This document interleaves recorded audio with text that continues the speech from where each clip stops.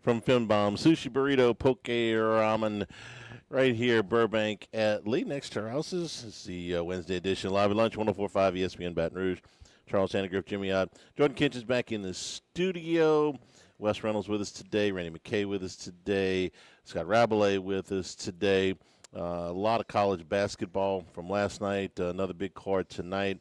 LSU baseball loses for the first time this season, and we are on the eve of the draft combine. Everybody's there, but the workouts start tomorrow. So there's some news trickling out to all of the GMs and coaches. Either the GM or the coach will meet from every team will meet with the media before the workouts is this start.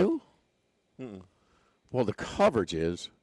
I mean, these actual, the GMs being and they have their media availability. You talking about the NFL Network coverage, or? Well, I just don't remember every GM having a media availability where they take their turns and Scheffler's tweeting. This is what the Lions GM said. And it's a lot more organized now. Well, it's a lot more. It used to be you made grab a guy for publicity. Yeah. To me, I don't remember every GM. I don't remember Omar Khan from Pittsburgh talking. I just don't remember that.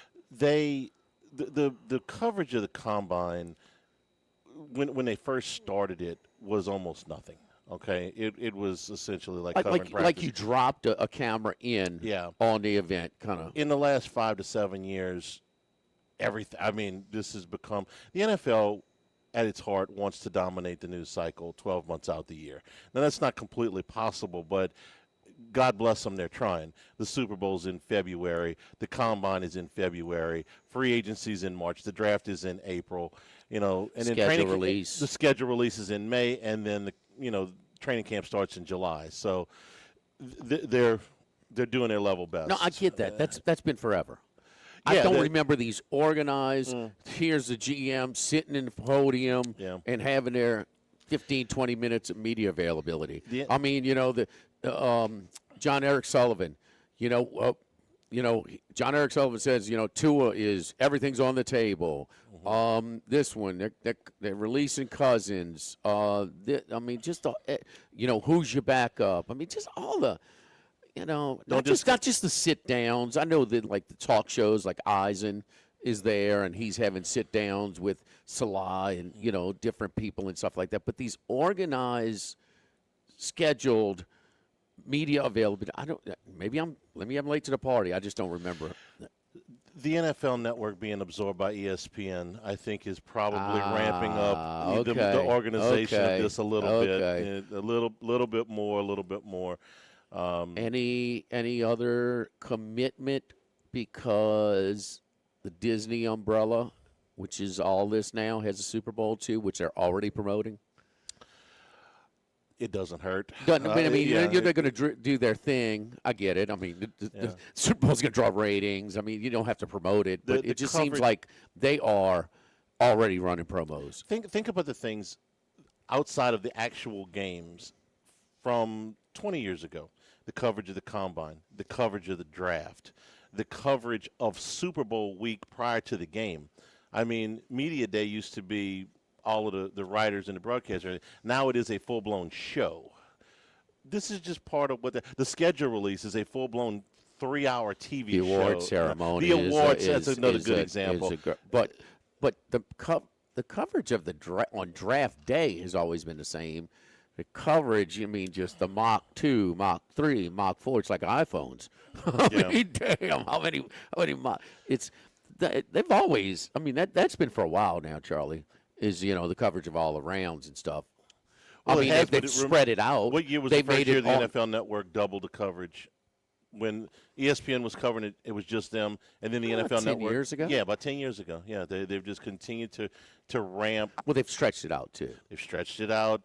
It used to be Saturday, Sunday. Is that it? Saturday, Sunday. Now it's Thursday through Saturday. Thursday through Saturday. Yeah. When they moved the first round of prime time years ago. So at any rate, what was the first year? About 7-8 years on site. Oh gosh, I got to think about that for a second. Who was the first one? I'm trying to remember. Was it Green Bay? I'm trying to think of the first year they moved it out of New York and they started bouncing this thing around. And remember, don't cheat and Google. I am because I don't remember. I am Googling it because I don't. Man, Google has killed all bar bets. It has. It has, and I don't. The first time, let's see, they moved it out of New York in 15. What was the in first? Chicago? It's Chicago. I Chicago. almost said that. Damn it. It was in Chicago. Damn it. So, yeah, I missed out on that. Max isn't here today. I want to give him kudos. He had an over bet on the State of the Union last night. That why are you throwing the hockey team? Yeah, you can't have the Olympics without politics. I get it, and so then you have them in not just visiting the White House, but the State of the Union address. Yeah. So I mean, Max found a couch yesterday for an hour and 40 minutes. Well, I mean, a week ago you didn't know that they were going to be included into the program, and you certainly want to give them their time and have the whole deal. I get it, but boy, just the there's a reason I don't watch the news or I put on social media and just like really they're criticizing the Hughes brothers have to make statements because they were laughing when the president made his wisecrack about I guess I got to invite the girls to whatever, which it just divulges. I mean, he could have told them, and this is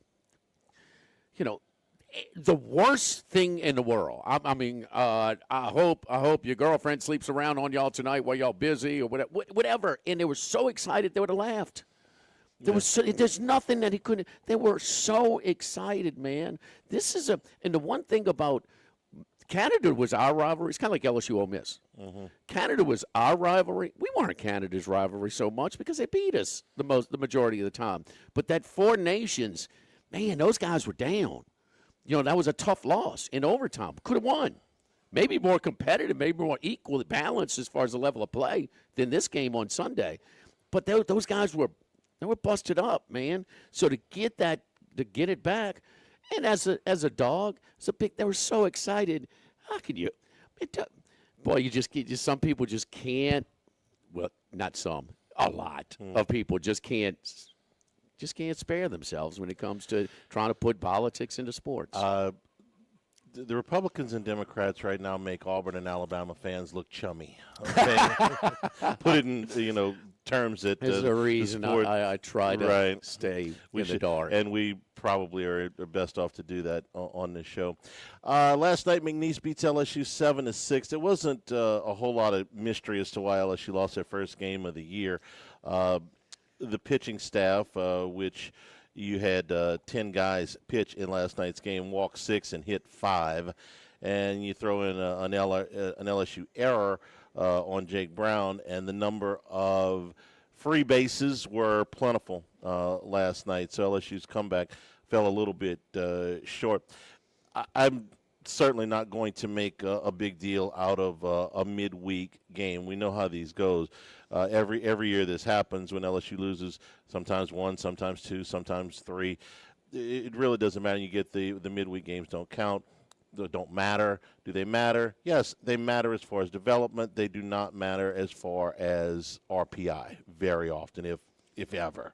So that's been my stock answer forever. Do midweek games matter? Yes, they matter as far as seeing who you can count on and how they develop, and not against an SEC caliber team. But are they going to matter when you get to the end of the season as far as are you going to host, are you not going to host, are you going to be a top 8 national seeding? I can't ever remember the midweek games deciding that. Maybe sometimes the non-conference schedule weekends where you can throw in a win over a ranked team, a highly ranked team in one of those tournaments, but not these games. So this was a concern. We did the podcast on Monday, Cano and I, and this was one thing, the one red flag that we had thrown up there before last night's walkathon. They had walked as a staff 31 guys in 66 innings. I remember the stat. I don't have to look that one up. That's too many, okay? Now, in the first 8 games, Jay Johnson had marched 19 different pitchers out to throw. He wants to see what he's got. Trust me, the games in the SEC where they throw 10 guys, it's going to be 0. And 19 guys are not going to be able to pitch a substantial amount of innings. By the time they get to SEC play in 2 weeks, that number's probably going to be down to about 10. And in close quarters in SEC play, it's probably going to be closer to 8. You'll have 2, 3, maybe 4 guys that pitch when things get out of hand, and you're going to have about 8 or so guys, might be 9, that you can really count on. So part of it is a lot of these walks are coming from guys that are not going to pitch in close quarters. But last night there were guys that went out there and didn't pitch particularly well that I think LSU is going to count on. Cooper Williams is one. Maverick Rizzi is another. Both of those guys pitched significant innings for LSU last year. Zach Cowan went out and pitched to 2 guys and walked one of them. That's another guy. Devin Sheeran, who was the highlight last night, is certainly going to pitch in significant games. He may end up being one or 2 closers. He may end up being the closer. Probably the only guy that's pitched as well as him out of the bullpen is Gavin Guidry so far. And then Reagan Ricken, who I really liked his first outing. Like this one too. He struck out all 4 batters that he retired, but he did give up 2 hits and a walk. I think he's got great long-term potential. So not great, but again, what I'm watching is the walks, and we were watching that before last night. High strikeout total. You had over 110 strikeouts in the 61 innings, but you had in the 66 innings, but you had 31 walks too. What did we say at the beginning of the year, Jimmy? Before the season started, what can you tell in the games where you are clearly more talented than your competition? You can tell if pitchers can throw strikes. Yeah. And yeah. Some of these guys are struggling to find the strike zone right now. I'll figure it out. Not all of them. Not all of them. No. You got 19 guys that have pitched so far in SEC play. That number will probably be about a little over half of that. What's the role?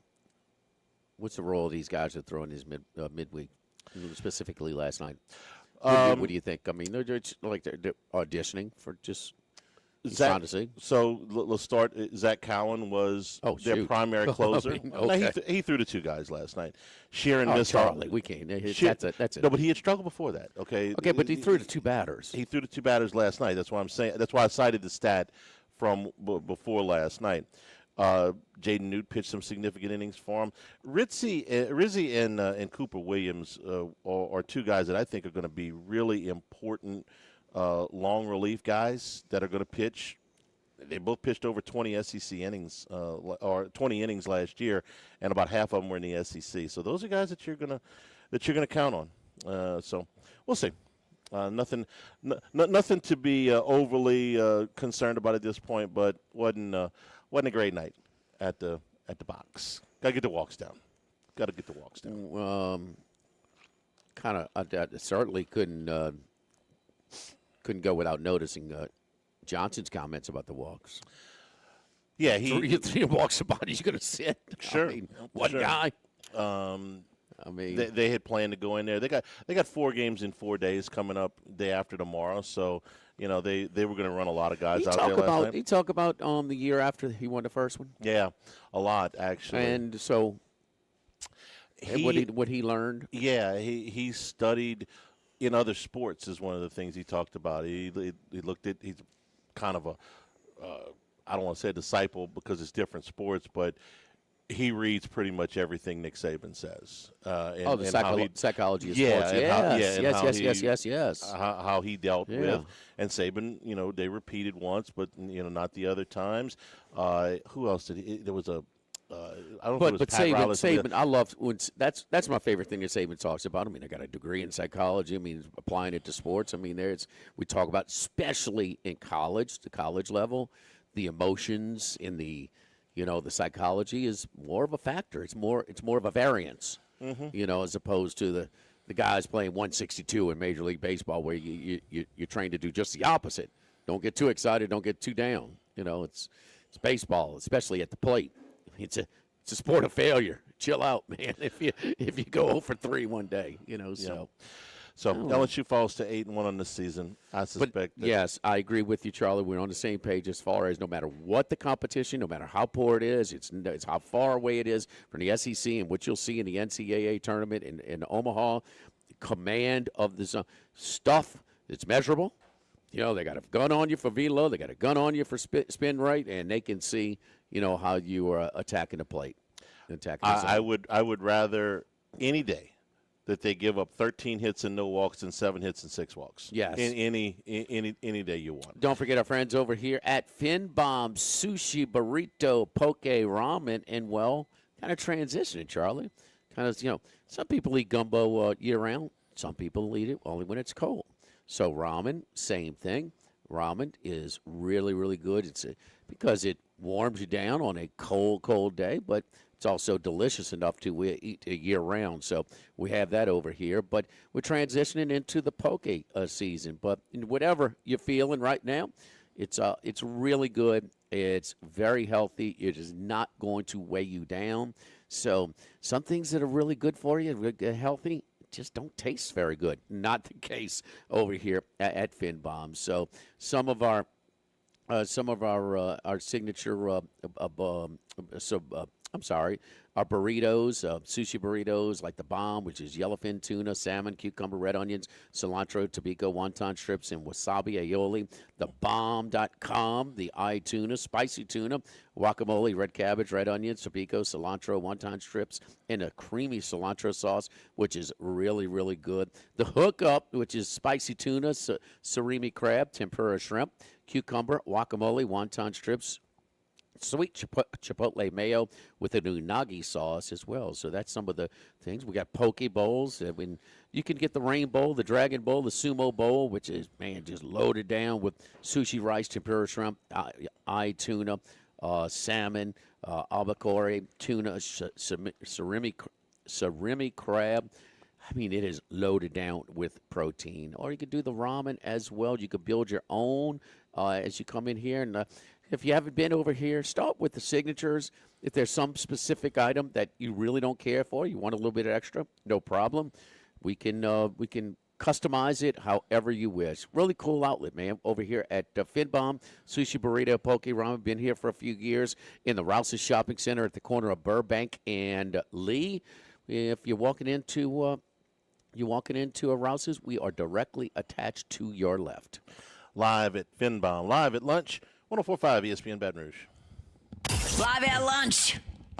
The Live at Lunch with Ott and Hanny Restaurant Club. Sammy's Grill on Highland Road. A hometown favorite for tailgating and watching LSU games since 1988. Snow Seafood and Steak for over 50 years on Airline, Highway, and Highway 74 in Gonzales. Dozy Place for hand-cut steaks on Government Street and Mid-City. Louis Cafe, a Baton Rouge landmark since 1941. Just outside the north gates of LSU. Finbomb, sushi, burrito, poke, ramen at Burbank and Lee. The Pierre Part Store, and now the Thibodeau Store, your local experts in construction supplies. You know they can handle your contractor supplies for all jobs, big and small. The extensive selection of plumbing, electrical, and hardware supplies are endless, and they can even deliver it to your job site. If you need lumber, no problem. Available for pickup and delivery from Pierre Part.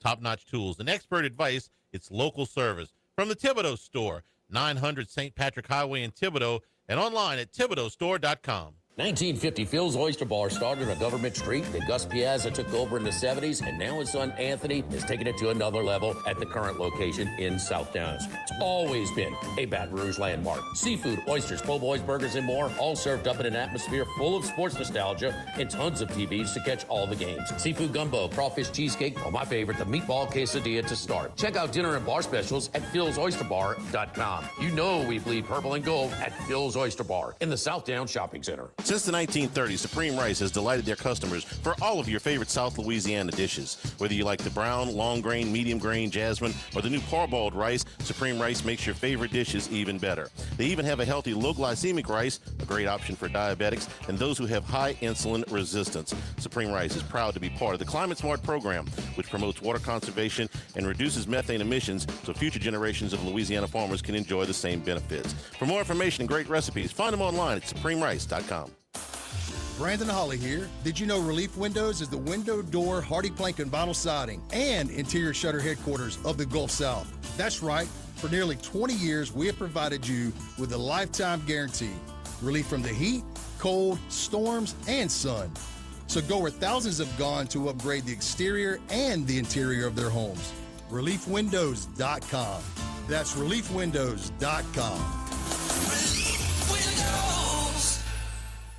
This is Charles Hanniger for Total Maintenance. For AC and heating, generators, electricity, plumbing, and more, Total Maintenance is your one-stop sales and service shop for all these needs. One of South Louisiana's oldest and largest AC and heating companies. Since 1980, their slogan has been service today, every day, so no one ever has to go to sleep hot. They're an authorized dealer for Carrier, American Standard, Daikin, and Rheem AC units, for Generac and Cummins generators as well. And now, for all of your electrical and plumbing needs, in Baton Rouge, call 480-1000. In New Orleans, 841-3300. Service today, every day. Total Maintenance. Sammy's Grill on Highland Road since 1988. A hometown favorite for tailgating and watching LSU games in a casual atmosphere with the friendliest service. Right now, we're boiling crawfish 7 days a week, Monday through Friday. First batch comes out at 5 p.m., weekends at noon. Sammy serves a wide mix of authentic Louisiana food prepared to order with the best ingredients available. Fresh Louisiana seafood, Cajun favorites, burgers, and po' boys, all built from scratch. Our kids' menu and popular appetizers are sure to please the pickiest of eaters. Sammy's Grill on Highland Road near Starring since 1988. Tigers, Saints, Southeastern Conference. All in one place. LouisianaSports.net. No paywalls, no article limits. It's just the coverage the Louisiana sports fans want. Bookmark it today. LouisianaSports.net. After further review with Matt Moscona. Weekday afternoons at 3 on 104.5 ESPN, Baton Rouge.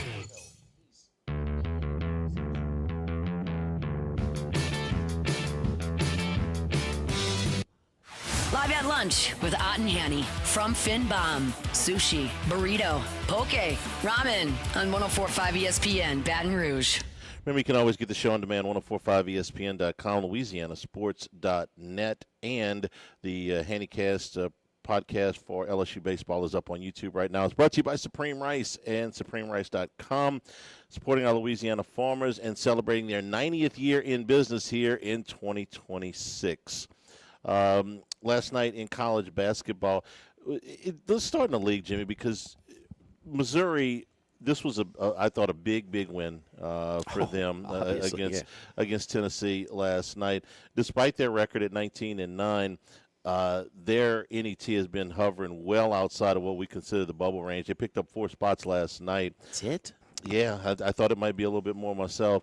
Tennessee sprinted out to a 10-point lead early, but Missouri reeled them in, and they took the lead with I think it was about 9 or 10 minutes to go in regulation, and Tennessee was never able to reclaim it. It was a close game. Neither one of them got out by too many points. Tennessee's 10-point lead was the biggest one, and that was very early. But I thought a big win for Mizzou last night. Oh, there's no doubt. There's no doubt. I put it out on our locks. I love the spot. I do see a little improvement. Cielo.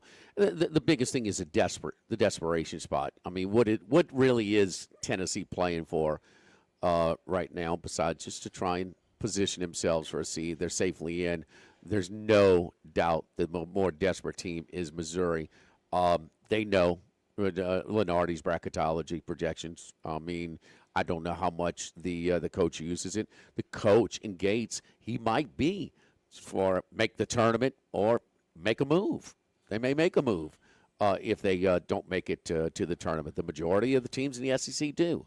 And Missouri in basketball, Missouri's been committed to winning basketball games way before a lot of these SEC schools. Way before. Besides Kentucky and Arkansas, they're it. I mean, they're traditionally, I'm talking about like all the way back to their big 40 or 8 50 days. years. Yeah, all the way back to their big 8 days. Absolutely, yeah. man. So, it's a big win. The NET though, man, that's 57. That surprises me after this little run that they've had, because they have only gained minimal, and this is a soft bubble. We're talking about the 40s and 50s, and for them to be 57 after these, putting together a little string of quality wins, that is push their resume from outside the tournament to in. I mean, I'm a little surprised that it's not a little bit better. Like Baylor. Baylor's not close. Baylor's not close. Baylor played really hard last night, but Baylor's near the bottom of the league in the Big 12. Yeah. They have a losing record overall. They're 8 spots ahead of Missouri in the NET. Let me. Can I give you another one from in the league? But we know. But I'm sorry to cut you off real quick. But LSU's metrics in this NET tells you that this thing is a little bit off. Yeah, a lot off. Okay, who do you like better right now, Missouri or Auburn? Because Missouri's 9-6 in the league, and Auburn is 6-9. Yet Auburn is it's Auburn played a brutal non-conference schedule. They did. Number one. Number one number overall. one overall schedule. That's tough to beat. But now they've lost number one overall schedule, and they've lost 6 out of 7. The loss to Oklahoma last night, and they are 19 spots ahead of Missouri in the net. And the conference records are flipped. So what means more to you if you're on the committee? And now Auburn is sliding into bubble Missouri range. was behind LSU. I do remember for most of the season. I mean, when did they finally fall behind Missouri? A week ago? Yeah. Because 2, maybe 3 games ago. Yeah, something like that. And I know they had the head-to-head win, but other than that, and they don't have a win against Florida, a win at Rupp. I mean, no. So they've got enough of these Q1 wins though now that I think is going to. They got a little cushion. They're not safely in, but just you saw a little bit more of a desperate team that's been pretty good at home. Man, the last 2-3 seasons they've been tough at home. They've got a handful or less of overall losses over that 2 or 3 season stretch. I would so much rather be Missouri right now than Auburn, even with that disparity, that 21 slot disparity in the net, because Missouri's got games on the road against Mississippi State and Oklahoma. The road losses won't hurt you as much. Auburn's next 2 games are at home against LSU and Ole Miss. Now, that sounds great. They should beat both of those teams, but what if they don't? I mean, how bad a loss would either one of those be at home? They better think they're lucky stars that they got that putback against Kentucky. That's the only thing between them and a 7-game losing streak. Yes, yeah. Well, I mean, Stephen Pearl is not his dad. You know, No. I mean, this guy was, 7-8 years ago, he's working in investments. You know, he hadn't been coaching forever. I mean, it's, Auburn was a program that never went to the Final Four. Pearl took him twice, in like a 10, 11-year span. So he's the best to ever come through there. He gets to handpick his successor. He did. I was kind of a late minute. To be fair to Little Pearl, this is his inherited roster, but it wasn't fair how he got the job. So, just kind of, I don't know. It might be interesting to see what they do. I think they're going to give him one more year, but one. He's going to be under the gun next year. I still think they're going to get in the tournament, but I can't guarantee it anymore, because if they lose either one of these games, that's bad losses. And then they got to go to Alabama in the last game of the regular season, which you figured they will lose that game. They're not going to get dinged too bad. Not even competitive against Oklahoma last night. No, they were not even competitive. A double digit loss, and then a lot of these games they've been thumped pretty. Arkansas thumped them pretty good. Now that was in Fayetteville, but they've been. They're not that good. No. They're not that good. They certainly don't have the firepower they've had. Now, listen, they arguably had the best roster in basketball over the last 3 or 4 year span, but if not, top 5. And they don't have the firepower. Pettiford, it did come back. At least they have him. But besides that, and they don't defend. To not have the type of firepower, they just don't defend. I mean, they go like 50 at half to Oklahoma. No. So that effort on that side of the floor, it doesn't match their lack of firepower. Let me ask you real quick, another team outside the conference before we get to Randy. Miami of Ohio wins again last night. They're 25-0. They're 3 games to finish the regular season. They'll be heavy favorites. The net is 48 now. Right. If they lose a game in the MAC tournament and they finish 30, can't lose one before they get to the MAC and tournament. they shouldn't. They are none of those teams have a winning record. So they'll finish with 1. They'll be in. In a tournament, has kind of led you to believe that. They kind of looked at it and said if they lose in the final to Akron. Keep in mind, though, the MAC tournament is not on or their home floor. It's on a neutral site, and there's no seeding. They don't play 8 in the quarterfinals. What kind of There's no seeding. No seeding. Who came up with that idea? I don't know. I don't know. They can have. They're undefeated and can have a tougher path. And I know the way things fall, you can have a tougher path if they do seed. But they're not making it in. But if they're 30-1, even if they lose in the semis, I think they're in because they are. Like Akron has had stronger metrics than them. They've been underdog in about a handful of these conference games this year. And look, a couple of them, they pulled out the hat. I mean, about 3 of them. That was needing threes. I mean, almost half-court threes at the end of regulation to get into the overtime, come from behind late. They love to get up in front. They're exciting to watch in the era where mid-majors just can't compete like they used to. They're not as gaudy as their credentials are. They're not one of the stronger.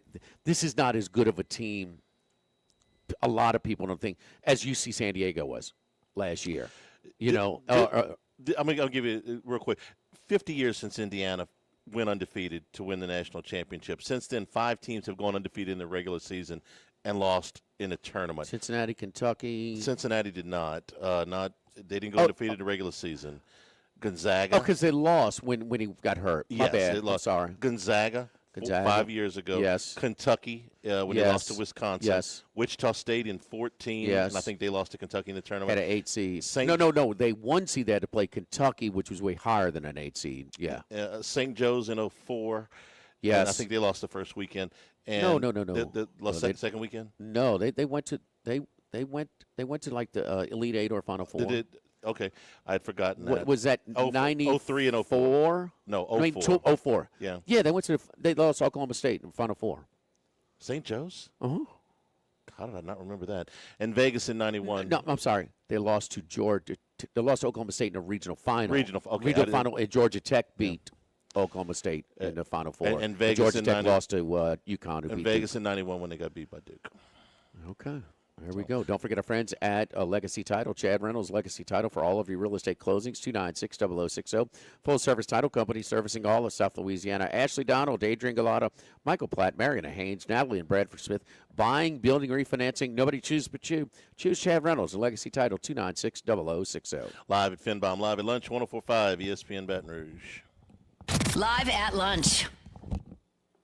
The Grand Bayou Casino, conveniently located off I-10 at exit 139 in Gross-Ted, offers the latest video poker machines 24 hours a day, 7 days a week. Got a great staff at the Grand Bayou Casino. Our inviting staff will greet you with complimentary coffee and sodas as you enjoy listening to the curated tunes in our comfortable seating. Make the trip to the Grand Bayou Casino, where players are welcome. The Grand Bayou Casino, I-10 at the Gross-Ted exit. If you or someone you know has a gambling problem, call 1-877-770-STOP. The Grand Bayou Casino. Have you been arrested or even issued a traffic ticket? Everyone makes mistakes. Hi, I'm Dana Brown from the law offices of O.C. Brown. If you find yourself in an unfortunate situation with the law, call us today and we can help you resolve your problem, whether it's just a traffic matter or something more serious. No criminal matter is too big or too small for us to aggressively and effectively represent you. Before making any decisions, call us at 225-343-1111 for your free consultation. You can also visit us at ocbrown.com. The law offices of O.C. Brown, your law firm for a lifetime. Workbox can handle all of your movable storage needs, commercial and residential. Our shipping containers come in various sizes, 8x8, 8x10, 8x20, or even 8x40 feet. Not just one size. These units can be customized for any use. Custom lunchrooms, offices, work sites for plumbers or welders, dual purpose, part office, part storage, climate control, shelving, lighting, using different materials, whatever you need. Give my buddy Martin Padial at Workbox a call at 343-4886, 343-4886, and WorkboxLLC.com. This is Charles Hanniger for Coastal Capital Advisors, your full-service financial planners. When it comes to retirement, there are no two situations alike. So Coastal Capital Advisors will work with you, your business partners, your legal team, and tax professionals to make sure those goals are achieved. Coastal Capital Advisors will work for you. I know, because they work for me. For more information, contact Philip Fontenot and his great staff at 337-981-1376 or online at coastalcapitaladv.com. Advisory services provided by New Age Advisors, LLC, doing business as Coastal Capital Advisors as a registered investment advisor. Securities offered through New Edge Securities, Inc., member FINRA, SIPC. Go Automotive has a great selection of new cars: Chevy, GMC, Hummer, Chrysler, Dodge, Jeep, Ram. You rather a pre-owned vehicle? Using our resources, we'll help find you any vehicle that you're looking for. Our service department offers VIP service. You never have to come to the dealership. We'll pick up the vehicle at your home or office, drop off a loaner, service the vehicle, and return it when it's done. Mention my name, Jimmy Ott, for VIP pricing. The Chevy Tahoe I drive came from Go Automotive. That's Go Automotive in LaPlace and Plaquemine. Since the 1930s, Supreme Rice has delighted their customers for all of your favorite South Louisiana dishes. Whether you like the brown, long grain, medium grain, jasmine, or the new parboiled rice, Supreme Rice makes your favorite dishes even better. They even have a healthy low glycemic rice, a great option for diabetics and those who have high insulin resistance. Supreme Rice is proud to be part of the Climate Smart program, which promotes water conservation and reduces methane emissions so future generations of Louisiana farmers can enjoy the same benefits. For more information and great recipes, find them online at supremerice.com. With all of the financial headlines, are you worried if your retirement savings will last? The market's ups and downs can keep you guessing, especially if you're approaching retirement or considering it. If you have more questions and answers about what's next, let's work together to help ensure you're prepared for your journey. After all, retirement isn't the end of the trek, it's a new beginning. Stop by your local Edward Jones advisor. Tex Morris on Jefferson. Edward Jones, member SIPC. ALS is a progressive and neurodegenerative disease, and we need your help to find a cure. The mission of the ALS Association, Louisiana, Mississippi chapter, is to discover treatments and a cure for ALS, and to serve, advocate for, and empower people affected by ALS to live their lives to the fullest. Whether you are newly diagnosed, a military veteran, a caregiver, or someone looking to learn more about how to navigate living with ALS, they can help. Visit als.org to learn more. That's als.org. Live at lunch with Ott and Hanny from Finbomb. Sushi, burrito, poke, ramen on 104.5 ESPN, Baton Rouge. Uh-oh, they let the big dog out. Boom! Out of nowhere. It's time for the big dog, Randy McKay, with his best picks. Oh, big dog, man! What a Olympic hockey tournament, man! What did you think of it, brother?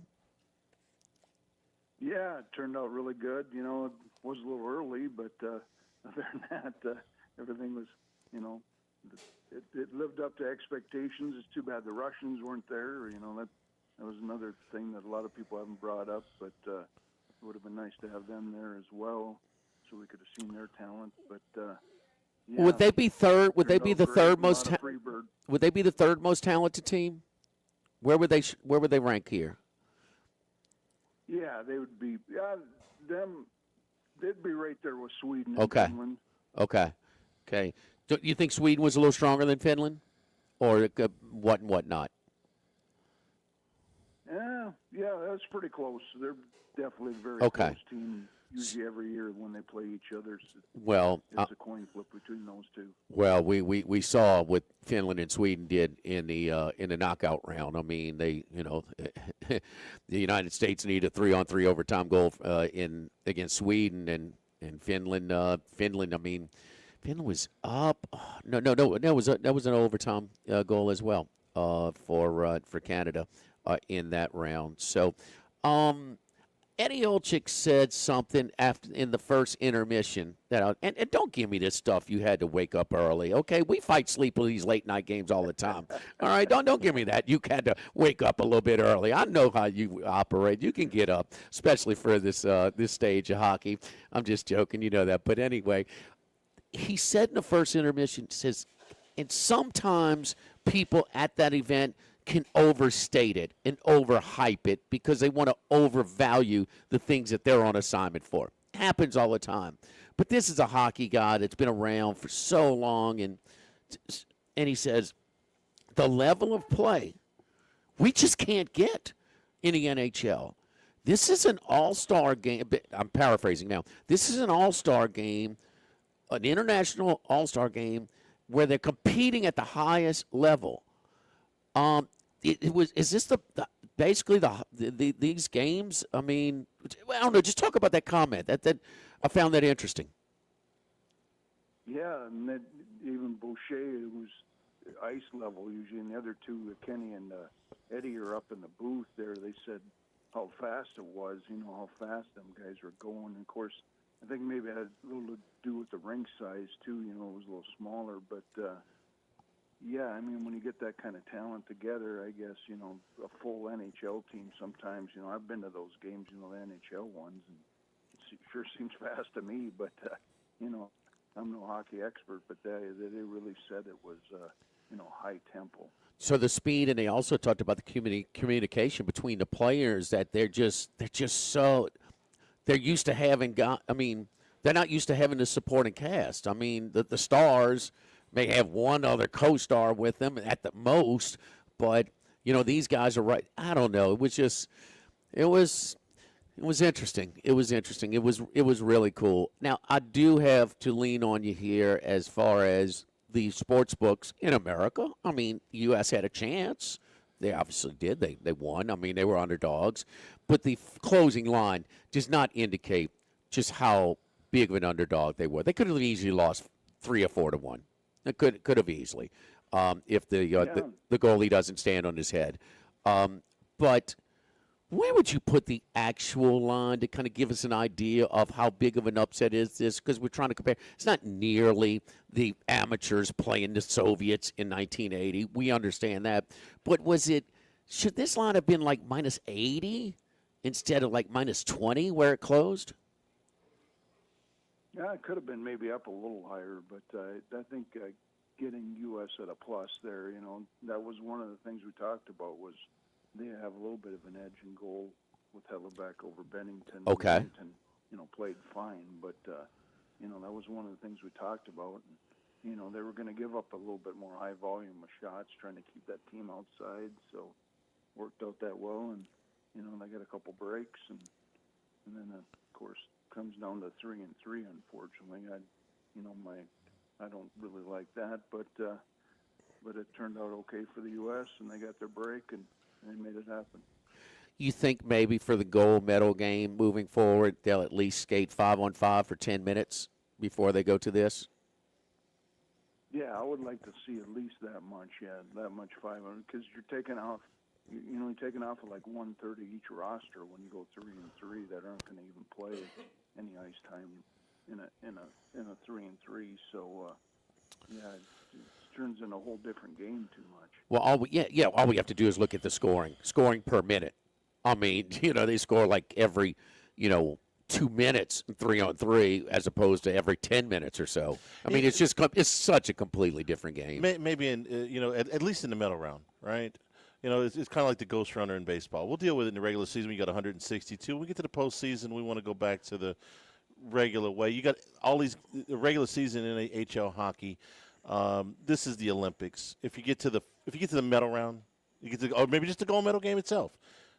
That one, we're going to give me at least 10 minutes of 5-on-5. Yeah, we can go to that. So we talked about that. All right. So how does this add a little excitement, or how does this we view these guys? Do we have a handicapping angle for the NHL?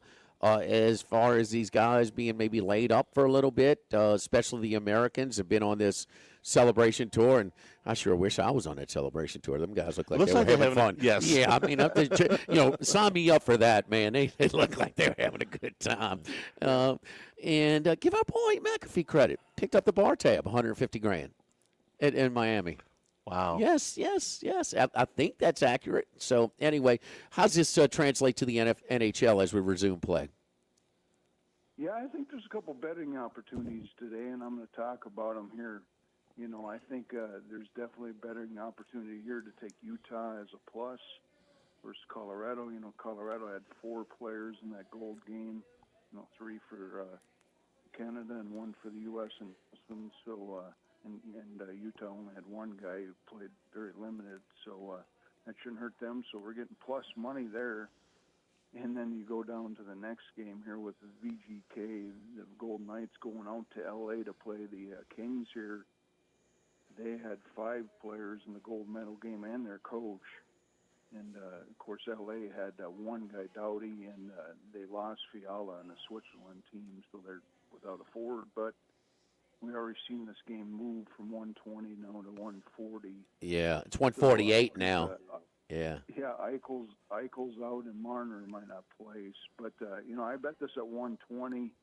I think you could add it in a parlay here with Utah if you want to get a little creative and play Utah straight up here. So I see two opportunities. And then tomorrow, the Toronto Maple Leafs get a little game under their belt here against Tampa, and then they played Florida Panthers tomorrow, who had a lot of guys, and in the gold medal game, I could see them being rusty in that first game where Toronto actually gets a game under their belt here and get them at a plus price. So I see three betting opportunities going forward in a rare NHL release for me. All right. So again, Toronto plus. These are according to the Queen and the Bally's here locally. Don't forget the first 2 days of March Madness. We're broadcasting live on both days, Thursday and Friday, at Bally's, a brand new casino, the DraftKings Sports Outlet, and a beautiful new sports bar. Toronto plus 140 at Florida. Kings minus 148. It's moving now. It is moving. You're not alone in this angle. With this one against the Golden Knights, and then Utah plus 105 against Colorado. I think Colorado, not just the Americans, but the overall the players that competed, I think they led the NHL in players that have competed in the where you put this Canada-U.S. rivalry now, international. Yeah, I mean, they got one under, they got the gold medal game in on them. So, yeah, I mean, United States hockey has improved over the years, as much as it is. A lot of growth to the college hockey. Seeing, Arizona State now has a team down in Phoenix there, and they play against North Dakota and NCHC. So we see, some growth here in the United States that can compete against these Canadian teams. So, it'll be a rivalry till end now for sure. And I'm just hoping the Russians come back. That'd be even better. Yeah, and the U.S. needed to win to kind of create this rivalry. I mean, it was at time. I mean, it just can't come up short, over and over and over. So they had to come in, and so I love when the brothers were on the Today Show, and the brother came over and said, "Oh man." He's looking at my mouth and said, "It's all right, little brother. They're only chipped. It's all right. It's okay." That's definitely a hockey player smiling. Yes, indeed. Yes, indeed. I think he might have some dentists lined up to try and volunteer their work. He'll spend a long time in a chair, I can tell you that. Yes, indeed. Randy. You should give them all gold teeth. You're going to get the Jamar Chase grill? I don't know. So we'll see. Might be a different look for the NHL. Randy, thank you, man. Follow Randy on Twitter at RR39. Big Dog, we appreciate it. We'll talk to you next week. All right. Thanks, guys. Good luck, everybody out there. Yes, indeed. Our buddy Randy McKay. We're over here at Finbomb on Burbank and Lee. Right down Burbank at Burbank and Bluebonnet is the newest United Community Bank branch. United Community Bank with locations from Baton Rouge to Golden Meadow. We've been serving the people of Southern Louisiana for over 50 years. Our great team of bankers, David Henry, David Campbell, Hunter Creed, Nicole Glover, Heath Meir, and my buddy Prentice Wilkes. United Community Bank, member FDIC, equal housing lender. Live at Finbomb, live at lunch, 104.5 ESPN Baton Rouge. Live at lunch. At Town Square Pizza, we take pride in serving Baton Rouge with fresh, delicious, piping hot, personalized pizza with unmatched speed. Whether you're a downtown worker, a family looking for convenience and value, or an out-of-towner staying at one of the nearby hotels, Town Square Pizza is the spot for you. Try a specialty pizza like the Spanish Town Supreme or custom build your own. Family packs, kids' meals, and salads are available as well. It's hip to be square at Town Square Pizza, downtown facing. What else? Town Square.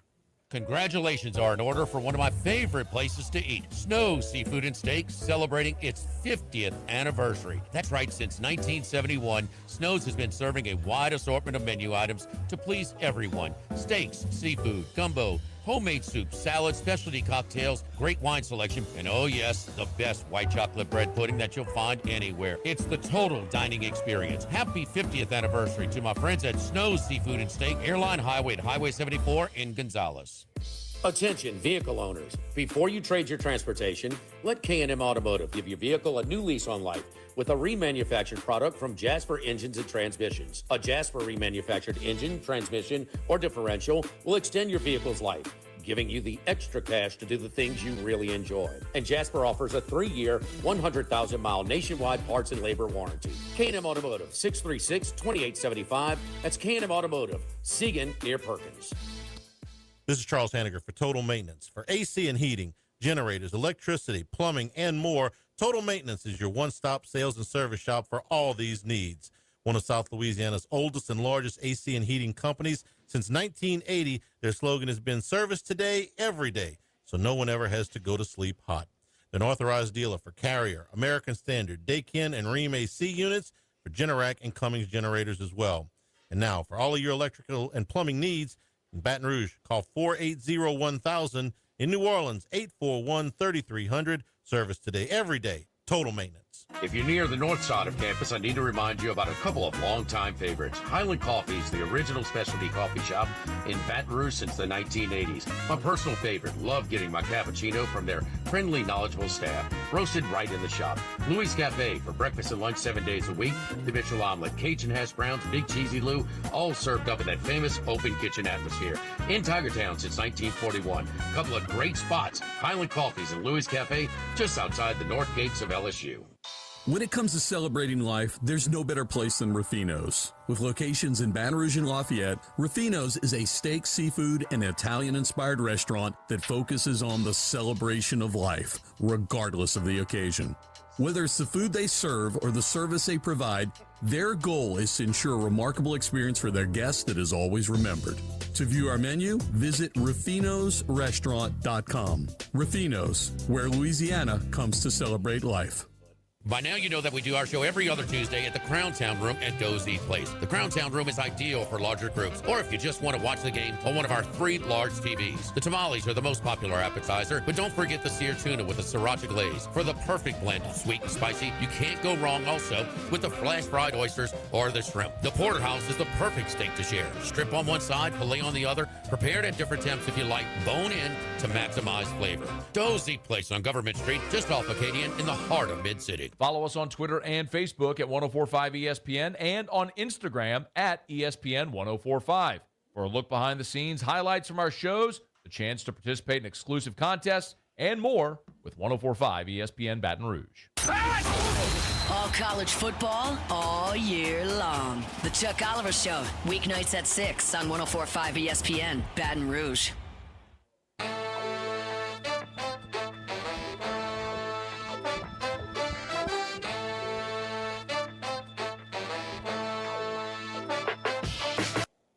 Live at lunch with Otten Hanny from Finbomb. Sushi, burrito, poke, ramen on 1045 ESPN Baton Rouge.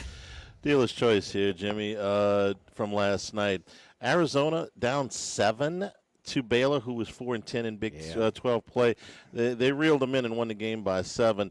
Virginia demolished. You thought that was a bad spot for NC State and Will Wade last night. Yeah, it's a bad matchup. And Virginia rolls. Or Texas Tech breaking open a game in the second half, or really toward the end of the first half, to pull away from Cincinnati. The kid has really picked it up since Toppin is out. So I thought the most impressive maybe have been Arizona, though. I thought Baylor, it was one of their better games that they played all season. It was at home. They were really, it's a down year. This is Drew's worst team in a long, long time. But they were just it was a hard game for Arizona. Give them credit. Still doing this without Koa Pete. Yeah, no, this is impressive to go into Houston and Baylor. Not so much, and I think that Baylor was the tougher out of those two teams. There's one team at the top of the standings is going to the national championship game last year, but is really expected that Houston's just in a funk right now. Baylor actually played a higher level of game, and I'm impressed with Arizona because Charlie, I was just talking about them.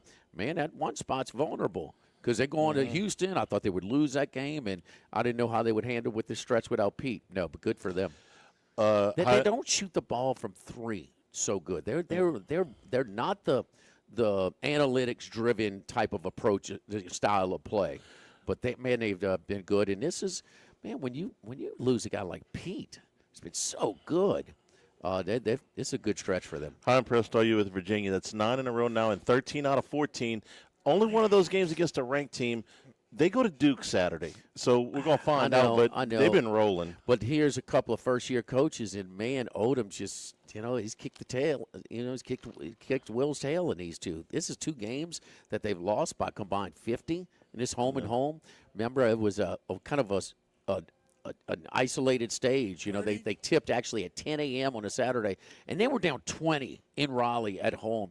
It's just not a bad spot because they had Duke, but a bad matchup is what I said. They don't match up well at all against Virginia. Hour number 2 straight ahead. We'll talk with Scott Rabalais with Wes Reynolds. We'll give you our consensus golf picks. Coming up this week, we're at Finbomb, Sushi Burrito, Poke Ramen, next to Rouse's corner of Burbank and Lee. Live at lunch, 104.5 ESPN Baton Rouge.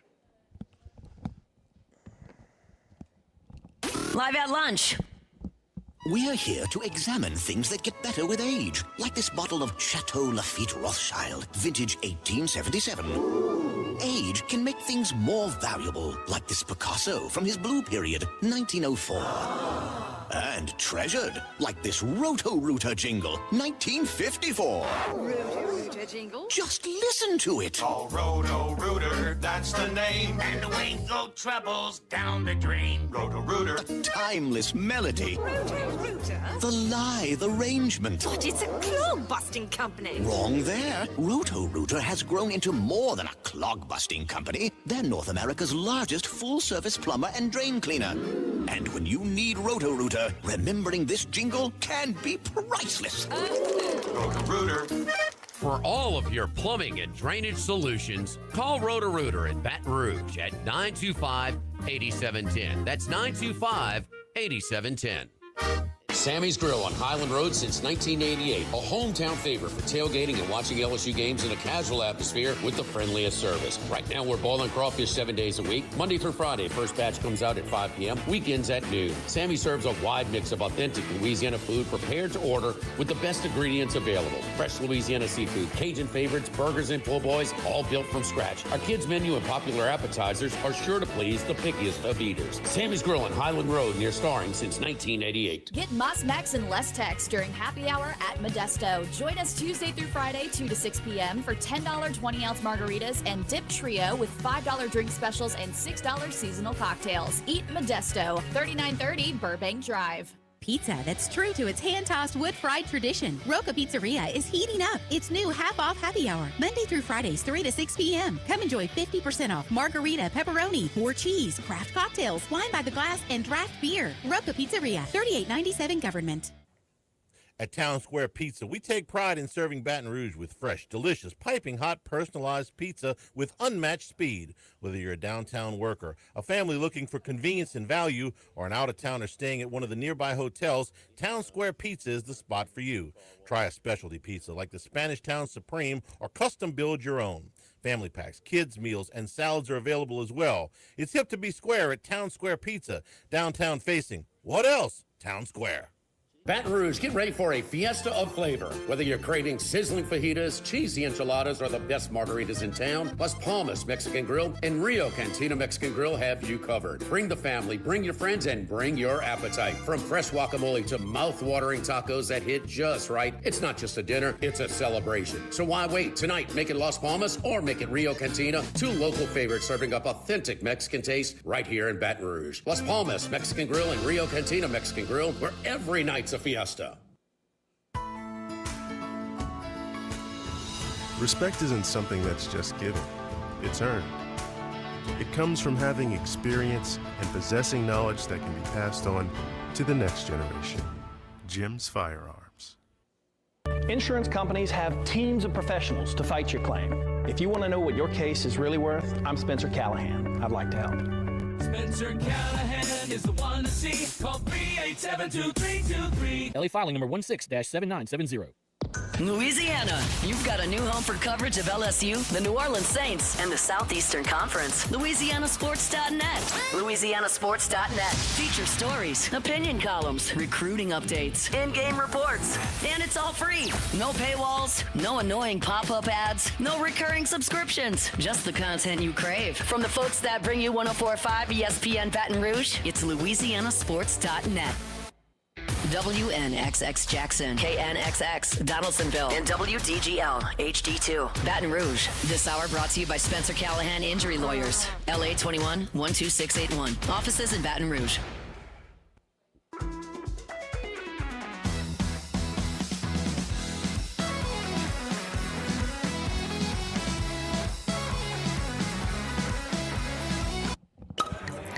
Enjoying the finer things in life is his forte. Let's bring in Scott Rabalais from The Advocate. And a return here at Finbomb Sushi, Burrito, Poke, Ramen, next to Rouse's, Burbank, and Lee. Scott, good afternoon. How are you? I came back from Jacksonville with a little bit of a cold, so y'all bear with me, but otherwise okay. Lovely. Well, last night we've already talked about, but give me your big takeaways from, since you covered the series in person, as LSU swept 3 straight on the weekend. Yeah, the Friday game, I guess a little bit similar to last night's game, where they got themselves into some trouble early, and they were trailing in the 8th inning, and erupted for that huge inning. And last time they just could never put that real big inning together. But that's baseball. You're going to lose sometime. But I think they played 3 better teams and beat them in Jacksonville than last night. No offense to McKay State, but those are Power 4 teams, and it had kind of a regional feel, because everybody's playing each day, and everybody got in 3 games. So offense was great. 34 runs and 70 base runners. And all that stuff. Pitching was pretty good for the most part. Defense was pretty good for the most part. It's not a team where you want to be going into the postseason just yet. That's obvious. And certainly you don't want to peak before March 1st. Before you begin SEC play. But I think all the pieces are there, Charlie. Big picture. We talked about this on our Advocate podcast yesterday. I talked with Koki Riley and Zach Ewing, and I said, what is the big picture for LSU baseball? All the pieces are there for them to go back to Omaha and to have a chance to win the national championship. And will they, won't they? No one knows. But the pieces, there's nothing that looks like it would prohibit them from doing that. And obviously, it's not a whole lot of teams you can say that about in the country. Yeah, I agree with everything you're saying there. I would add a couple things. It's probably time. It is time to put the comparisons to last year's team behind them, if the fans are still doing that, because they're not likely to have a Cade Anderson type at the top of the order. Okay, I like Kason Evans, but asking him to duplicate what Anderson did a year ago, or asking the top 2 to do what Anderson and Ianson did a year ago, is a lot. Okay, maybe some guys will emerge. Maybe it happens. I don't know. I can tell you one thing: they are not as good defensively as they were a year ago, and I can't possibly expect them to be. Last year was the best defensive infield that LSU's ever had, statistically and by the eye test. At least in the teams that I've seen, they were the best. So, but there are other play. I think that this is probably a deeper. No, I don't think. I know that so far this is a deeper offensive team than maybe what they had a year ago. They may not have. I don't know. They got a 22 homer guy like Jones did a year ago. Brown may very well get there. York may very well get there, but I think the offense overall from 1 to 9, 1 to 12 is deeper. They won't be as good defensively. Maybe they've got a few more pitchers that they'll end up counting on, but maybe none quite as good. I mean, Anderson was a top 5 pick in the draft. It's hard to have those guys every year, so we got a ways to go. So far, I'm very encouraged with what I've seen. Last night was a clunker. That happens, but gotta get the walk totals down. Scott, while you watching baseball, LSU gymnastics went to Oklahoma. This was number 1 versus number 2. they're way past moral victory stuff, and gymnastics is different. But 198, it to me has always been if you hit 198 and they beat you. Okay, you just got beat. It's like shooting 60% from the floor in basketball and losing. Okay, if they can do better than that, God bless. LSU was very, very, very close, an eyelash away from 198. So, yeah, they lost, but that was a pretty good showing, I thought, from my limited knowledge of gymnastics in Norman. Charlie, you sell yourself short. No, you you get it. I can count to 198. That's about it. That's right. You're pretty much 198 is the threshold where you're like, oh, we had an excellent meet. And that's what you think of yourself as a gymnastics team. They were right there, 190, 197, 195, their best road score of the season.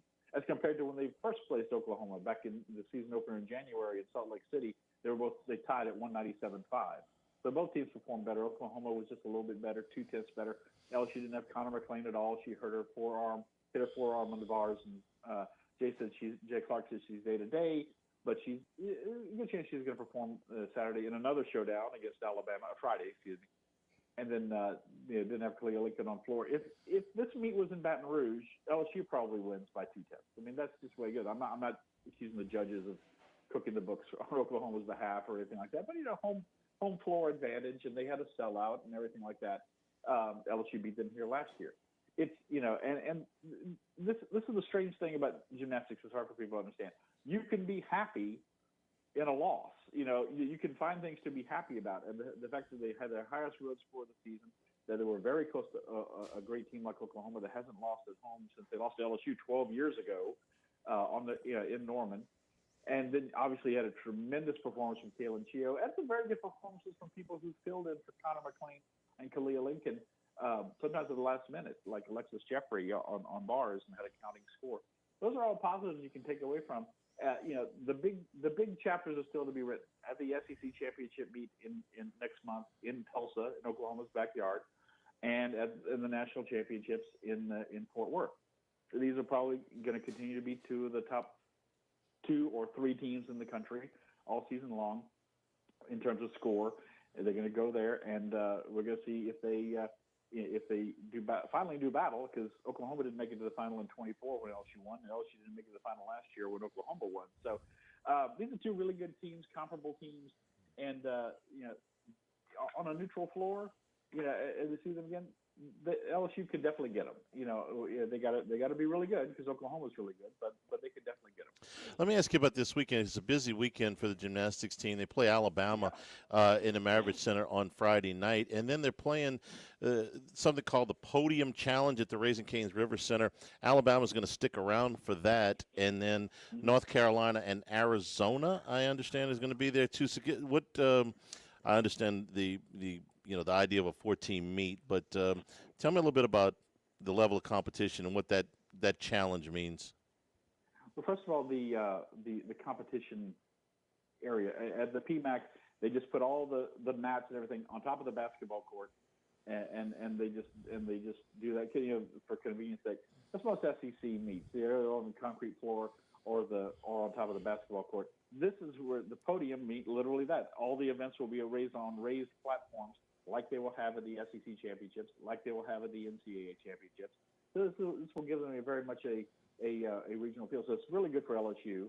It's really good for Alabama and these other 2 schools. Who certainly North Carolina. I'm not sure what Arizona's ranking is. They figure to be in the NCAA championships. And in the regional, which LSU will host in April, first weekend of April, they're going to compete on Thursday. They're going to take a day off and compete on Saturday. So it's going to be a very similar type feel for that. And this, again, strange as it may seem, gymnastics has definitely has quirks. This counts as a road meet for LSU, and you need road scores.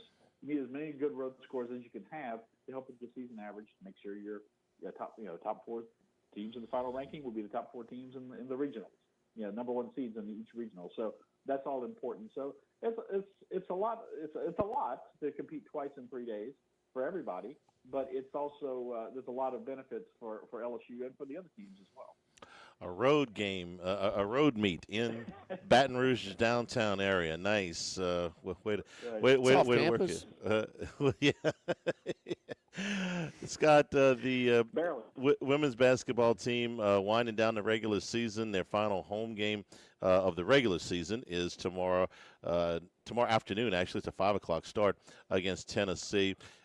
Seniors will be honored there, and then they finish up at Mississippi State on Sunday. So what's on the line here for LSU? Number 1 seed. We feel like the SEC tournament double bye is pretty good shape there. Yeah. What are you trying to accomplish here? What's on the line here? The last 2 games. Well, yeah, I mean they look like pretty much a lock to be a top 4 NCAA regional seed, which means they get to play the first 2 rounds of the tournament at home, which is huge, obviously for anybody. I still think they got a chance to make the committee really think if they can get through these 2 games and win the SEC tournament. Very tall order, for sure. Obviously, if they're the number 4 seed in the SEC tournament where they are now, that means they're going to play South Carolina in the semifinals. So you got to get past them in Greenville, South Carolina, again in somebody else's backyard.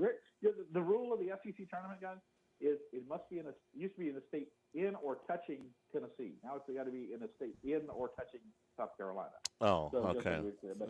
But LSU's net is still number 5. I mean, if they were to run the table, give these 2 wins, 26-4, win the tournament, they're 29-4 with an SEC tournament win, with at least 2 wins over South Carolina and Texas or South Carolina and Vandy. Probably the committee would have to think long and hard about making them a number 1 seed. I think so. There's still a lot at stake for LSU. LSU Tennessee game always means a lot. Always a lot of interest. Tennessee's kind of a hot mess right now. They've lost like 4 or 5 straight. And Andrea Carter, you guys saw that on game day. Andrea Carter just blasted Kim Caldwell and their team and their approach. They've lost 4 in a row. But so LSU should win. They go to Miss State. They should a little tough. Can be a tough game to show us Saturday, but they're going in the right direction. I know they had the South Carolina loss, and that was a big bummer. And you don't want to see those things snowball. But they've rebounded so well. They've out-rebounded everyone they've played since the Kentucky loss on New Year's Day, which is still, to me, in some ways their worst loss. Not that Kentucky's awful, but it's a game they should have won. And they learned something from that game.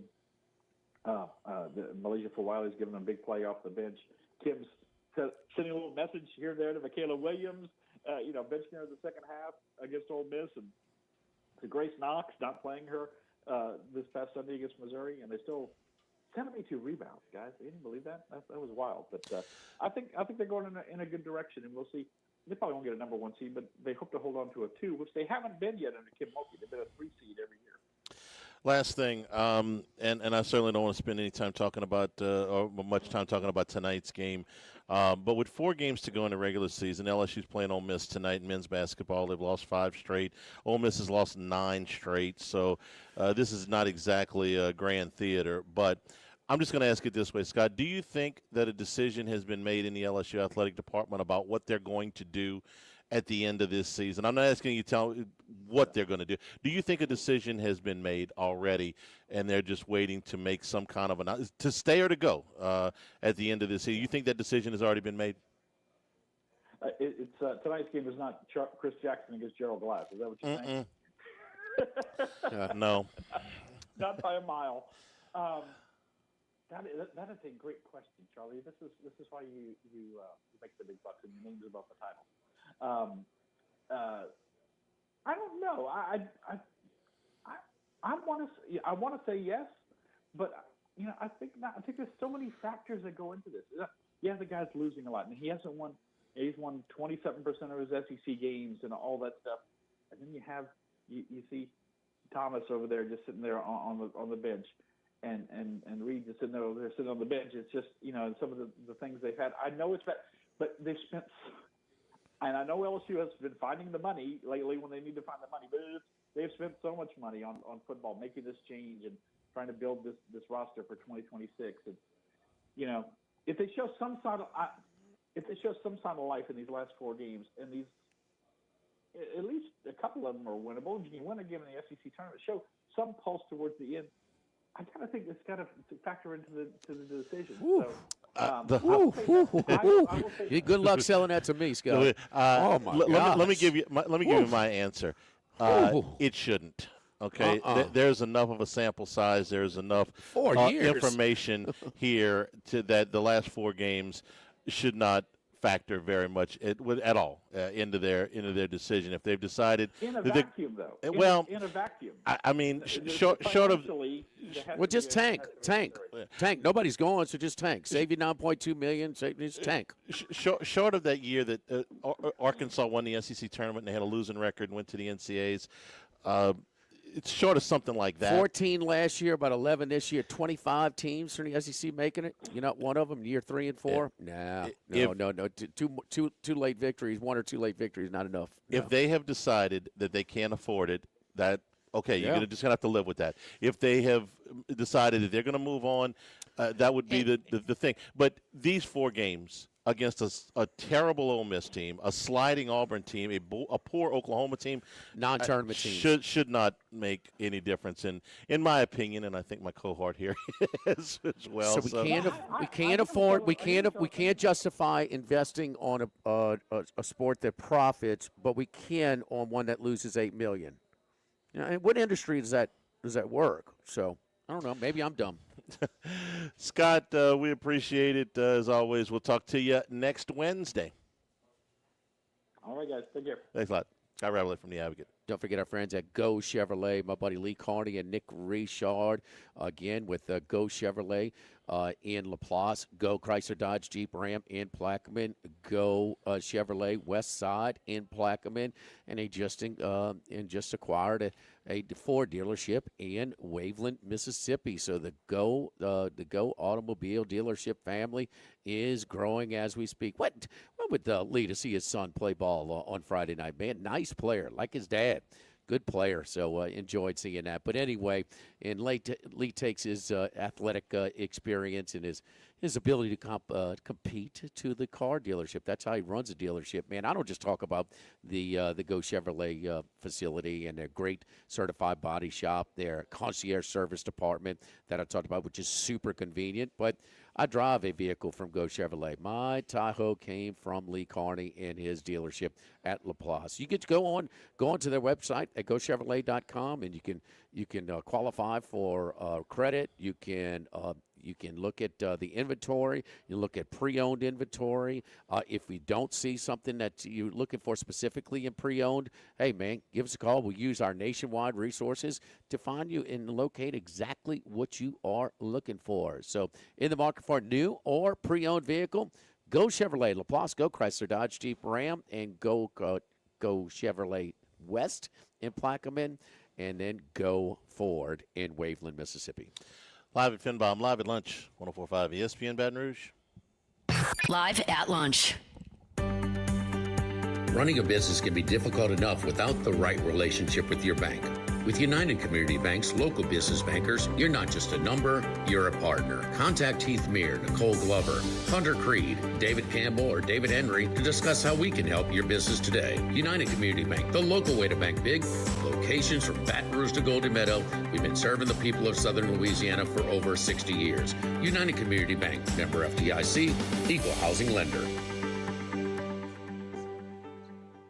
The Pierrepont Store, and now the Thibodeau Store, your local experts in construction supplies. You know they can handle your contractor supplies for all jobs, big and small.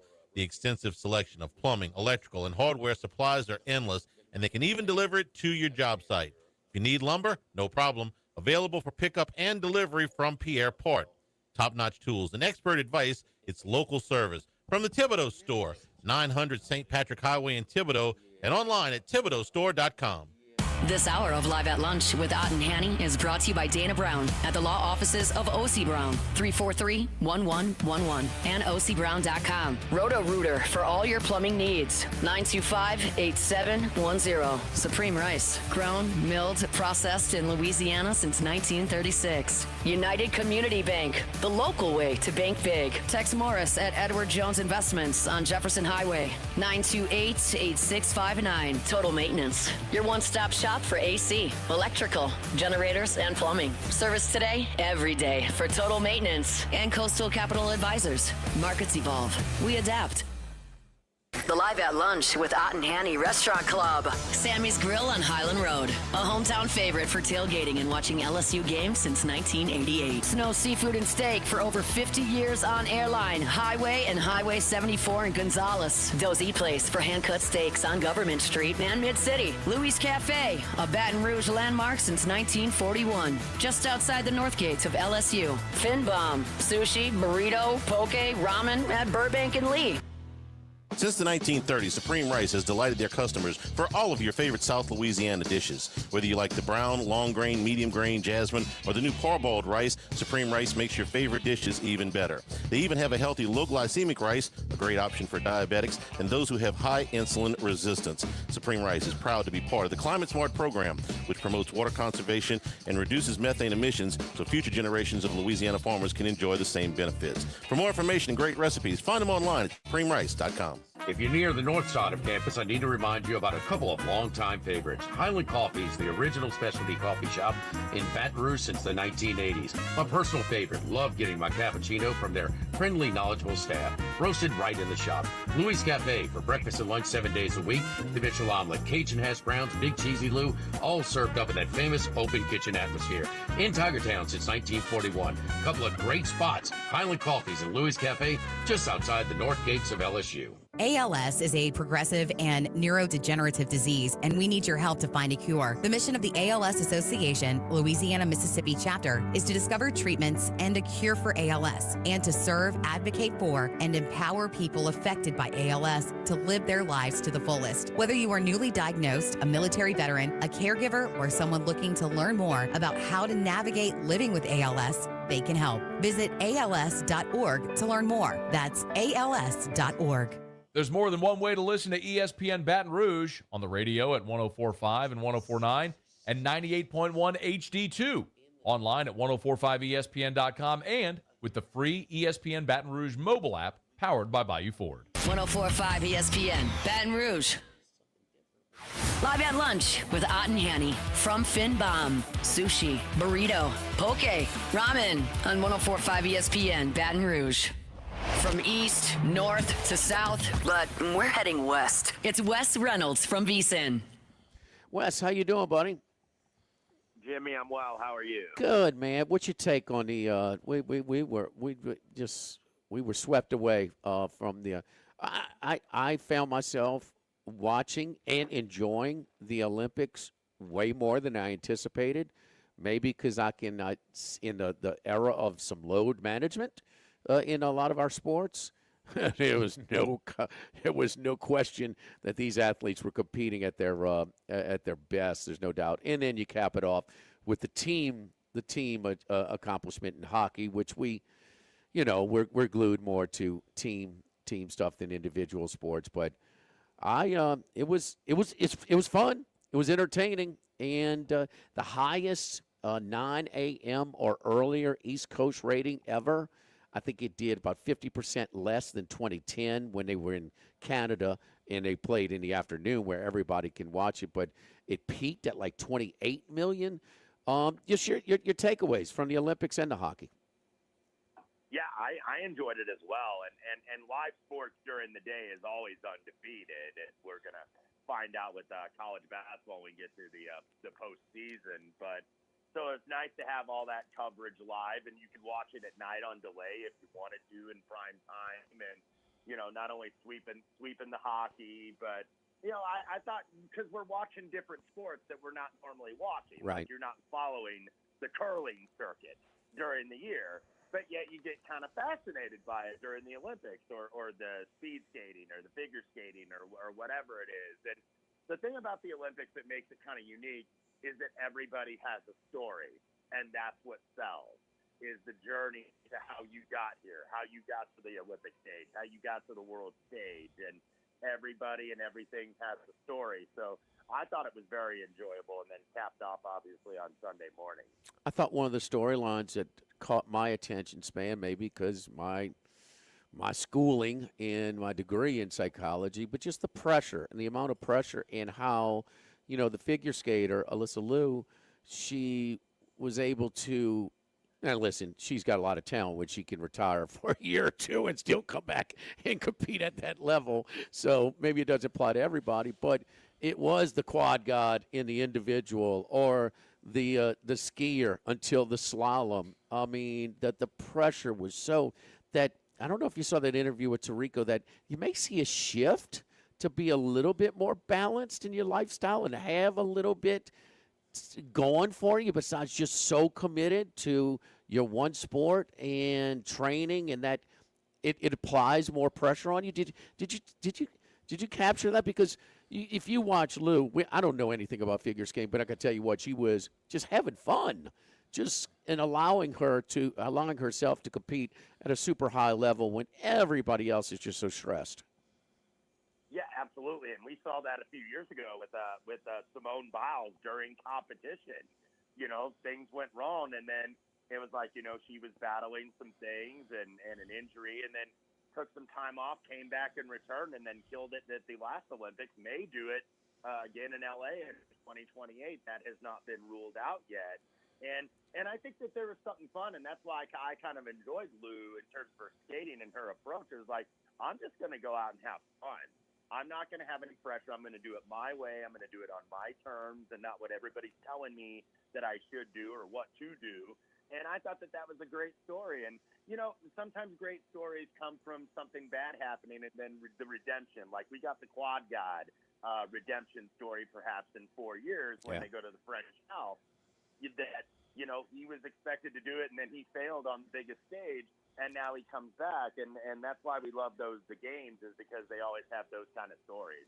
All right, the Cognizant Classic. We start the Florida swing, and this is after an elevated event at the Genesis. So maybe some notable names absent from this group. Is it bombs away, Wes? It could be. Last year I didn't want the West Coast swing to end because I ran pretty well, and this year I couldn't wait for it to end because haven't been able to get an outright home. Rory never really put any pressure on Bridgman last week. Struck the ball beautifully, but couldn't make a putt. But, yeah, I think that this is a wide-open event. We've seen it really the last couple of years materialize with not a lot of top quality up there. Shortest guy I played was Nikolai Højgaard at 22-1. I can, Gerard and Lowry, I can't really argue against them, but Gerard is not a player I can take at like 14 or 16-1. So I'll go with the proven guy at a little bit more, Nikolai Højgaard, 22-1. Never won on the PGA Tour, but 3 DP World Tour wins. He's 55th in the OWGR, the World Golf Ranking. He's got to get in that top 50, and other guys are in this boat too, where you got to get in that top 50 to get a Masters invitation by the end of the month here in March. So he's played well so far this year. He ranked first in strokes gained off the tee. He was third at Phoenix, fourth in Dubai. Nikolai Højgaard, 22-1. And then if it's an event at PGA National, you probably want to have something on Daniel Berger, who has been runner-up here and have 2 other fourth-place finishes. Didn't really play great out there on the West Coast swing. Missed the cut at Riviera, with the exception of Phoenix, where he played fairly solid. But he fits this course well. He's played PGA National since his junior golf days. Former winner at Colonial, former winner at Southwind in Memphis, which are kind of somewhat comparable courses. So Daniel Berger, 40-1. Will Zalatoris, who we hadn't been able to play in a while because he hadn't been on the tour in a while because he missed 7 months due to back surgery and then returned in December. Off to an okay start, even though he missed the cut at the Farmers, just punted badly on that POA. Maybe he'll do a little bit better on the Bermuda there in South Florida this week. He's been hitting the ball really well off the tee and approach. You're always worried with the bat, but I think he's rested because he's not in the signature events because he missed so much time last year, so he comes in rested. Will Zalatoris, Christian Bezuidenhout, 47-1, 4 top 10s in his last 8 events dating back to the fall. Great short game, one of the best ones in the world. Just has to be a little bit better off the tee. I think he could do that, though, this week. And then Johnny Kiefer, 52-1, who was number 1 on the Korn Ferry Tour last year. Won twice, was number 1 on the points list. Number 1 in greens and regulation. Number 9 in stroke gain off the tee. Number 10 in approach. Not great in the putting, but I think he'll like this Florida Bermuda a little better. And then the 2 bombs we played, the speed, Jesper Svensson, 90-1. third in total driving, fifth in ball striking, sixth for strokes gained off the tee. He is only on conditional status on the tour this year because he didn't make the top 100 in the FedEx Cup points. So you got to take advantage when you're only getting in 16, 17 events. I think he can this week. And then the bomb is at 115 to 1. David Ford, who is the winner of PGA Tour U, which Ludwig Aberg and Michael Thorbjornsen last year won to get on the tour. Leads in total driving, seventh in ball striking. He also has a win on this course. Before he played at University of North Carolina, he won a junior golf event at PGA National in 2020, and then I think the very next week won at Sawgrass for the Junior Players Championship. So David Ford, the tour rookie, at 115 to 1. A great card in college basketball tonight. Wes, you on anything? Yeah, I played a couple.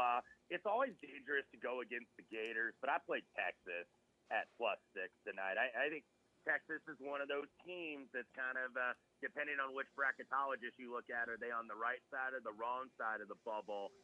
Big game for these guys against the Gators. I think this is one, I think if Texas gets it, they're probably locked into the NCAA tournament because they do have some quality wins. So played a little bit of Texas +6. Also played a little bit of UConn laying 5.5 over St. John's. They get the payback game there from a couple weeks ago. UConn is kind of that team that, is in contention for that last number 1 seed, assuming Arizona, Michigan, and Duke are locked into that. They're kind of that team. They're with Houston and Iowa State and maybe Illinois to get that final number 1 seed, even though the Big East is down this year. UConn's got some big-time wins, so I like UConn laying tonight. Then probably also in the SEC, you can't go wrong, I guess, with Alabama team total over.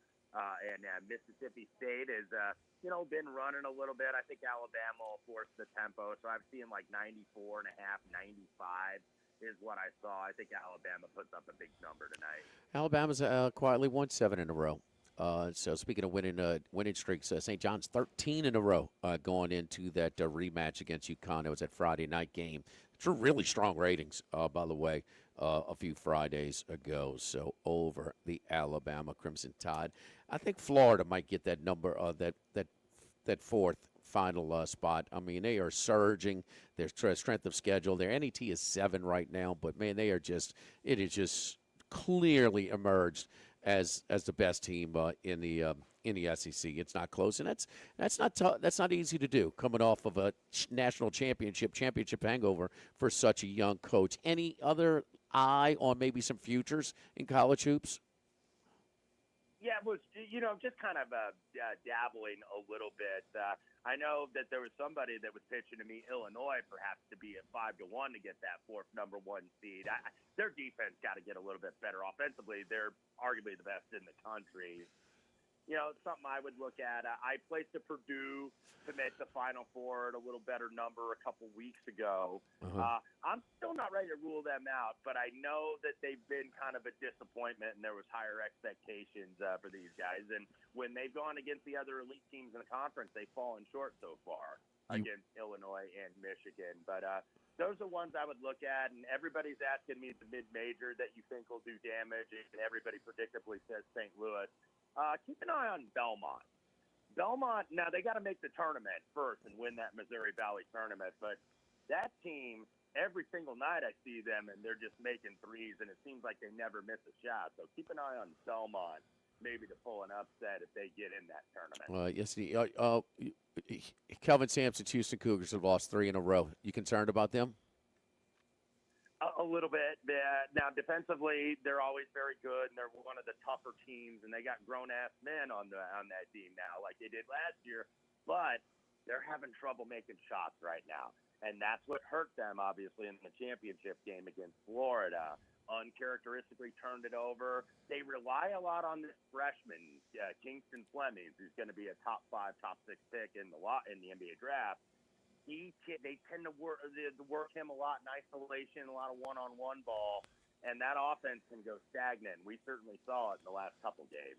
All right, follow Wes on Twitter at Wes Reynolds1 on X Twitter, whichever you prefer. Yeah, give him a follow for sure. Wes, let's get one of these out. Let's get one of these bombs, man. Let's start it off in the Florida swing. We appreciate it. Great stuff as always. We'll talk to you next week. Thank you, guys. Appreciate it. Live here at Finbomb, sushi, burrito, poke, ramen, live at lunch, 104.5 ESPN Baton Rouge. Live at lunch. Workbox can handle all of your movable storage needs, commercial and residential. Our shipping containers come in various sizes, 8x8, 8x10, 8x20, or even 8x40 feet. Not just one size. These units can be customized for any use. Custom lunchrooms, offices, work sites for plumbers or welders, dual purpose, part office, part storage, climate control, shelving, lighting, using different materials, whatever you need. Give my buddy Martin Padial at Workbox a call at 343-4886, 343-4886, and workboxllc.com. This is Charles Hanniger for Coastal Capital Advisors, your full-service financial planners. When it comes to retirement, there are no two situations alike. So Coastal Capital Advisors will work with you, your business partners, your legal team, and tax professionals to make sure those goals are achieved. Coastal Capital Advisors will work for you. I know, because they work for me. For more information, contact Philip Fontenot and his great staff at 337-981-1376 or online at coastalcapitaladv.com. Advisory services provided by New Age Advisors, LLC, doing business as Coastal Capital Advisors as a registered investment advisor. Securities offered through New Edge Securities, Inc., member FINRA, SIPC. Get Moss Max and less tax during happy hour at Modesto. Join us Tuesday through Friday, 2 to 6 p.m. for $10 20-ounce margaritas and dip trio with $5 drink specials and $6 seasonal cocktails. Eat Modesto, 3930 Burbank Drive. Pizza that's true to its hand-tossed wood-fried tradition. Roca Pizzeria is heating up its new half-off happy hour, Monday through Fridays, 3 to 6 p.m. Come enjoy 50% off margarita, pepperoni, or cheese, craft cocktails, wine by the glass, and draft beer. Roca Pizzeria, 3897 Government. This is Charles Hanniger for Home Bank. If you're tired of the impersonal, one-size-fits-all style of banking, you deserve a bank that delivers exceptional service and personalized attention to your needs. That's the Home Bank standard. Since 1908, Home Bank has been a trusted financial partner for your businesses and families because they go the extra mile to help you reach your goals. See for yourself why Home Bank is good for business and good for life. Stop by any South Louisiana, Houston, or Natchez area location or find out more at home24bank.com. Home Bank, member FDIC. Baton Rouge, get ready for a fiesta of flavor. Whether you're craving sizzling fajitas, cheesy enchiladas, or the best margaritas in town, Las Palmas Mexican Grill and Rio Cantina Mexican Grill have you covered. Bring the family, bring your friends, and bring your appetite. From fresh guacamole to mouth-watering tacos that hit just right, it's not just a dinner, it's a celebration. So why wait? Tonight, make it Las Palmas or make it Rio Cantina, two local favorites serving up authentic Mexican taste right here in Baton Rouge. Las Palmas Mexican Grill and Rio Cantina Mexican Grill, where every night's a fiesta. Since the 1930s, Supreme Rice has delighted their customers for all of your favorite South Louisiana dishes. Whether you like the brown, long grain, medium grain, jasmine, or the new parboiled rice, Supreme Rice makes your favorite dishes even better. They even have a healthy low glycemic rice, a great option for diabetics and those who have high insulin resistance. Supreme Rice is proud to be part of the Climate Smart program, which promotes water conservation and reduces methane emissions so future generations of Louisiana farmers can enjoy the same benefits. For more information and great recipes, find them online at supremerice.com. Go Automotive has a great selection of new cars. Chevy, GMC, Hummer, Chrysler, Dodge, Jeep, Ram. You rather a pre-owned vehicle? Using our resources will help find you any vehicle that you're looking for. Our service department offers VIP service. You never have to come to the dealership. We'll pick up the vehicle at your home or office, drop off a loaner, service the vehicle, and return it when it's done. Mention my name, Jimmy Ott, for VIP pricing. The Chevy Tahoe I drive came from Go Automotive. That's Go Automotive in LaPlace and Plaquemine. Louisiana, you've got a new home for coverage of LSU, the New Orleans Saints, and the Southeastern Conference. LouisianaSports.net. LouisianaSports.net. Feature stories, opinion columns, recruiting updates, in-game reports. And it's all free. No paywalls, no annoying pop-up ads, no recurring subscriptions. Just the content you crave. From the folks that bring you 104.5 ESPN Baton Rouge, it's LouisianaSports.net. Live at lunch with Ott and Hanny from Finbomb. Sushi, burrito, poke, ramen on 104.5 ESPN Baton Rouge.